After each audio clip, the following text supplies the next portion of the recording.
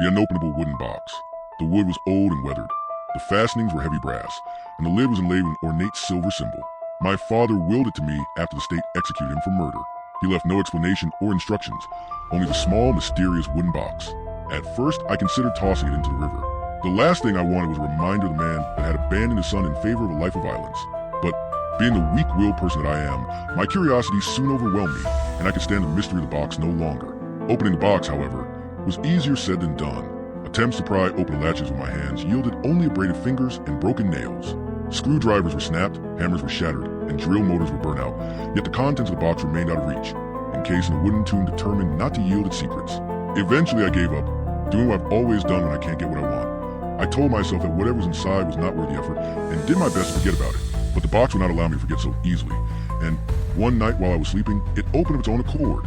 I awoke to an eerie silver luminescence that filled my bedroom, and a deep sense of pervasive cold that chilled the surroundings to absolute stillness.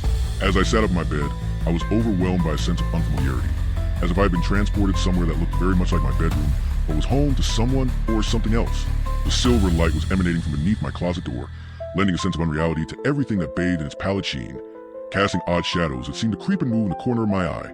I could feel myself standing up, though I had not willed myself to do so, and slowly, quietly, I crept towards the closet.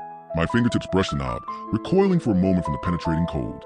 Then resolutely, firmly, I grasped it, pulling the door open to reveal the box. The hinges had sprung open wide. The light spilling forth was piercing and intense.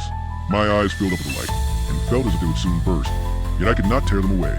I could feel myself falling, slowly forward into an abyss of silver light that enveloped my horizon and became my entire being, just before it swallowed me.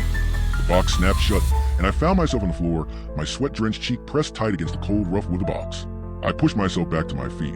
The eerie silver light was gone, and my room seemed once again my own. Yet something was still not right.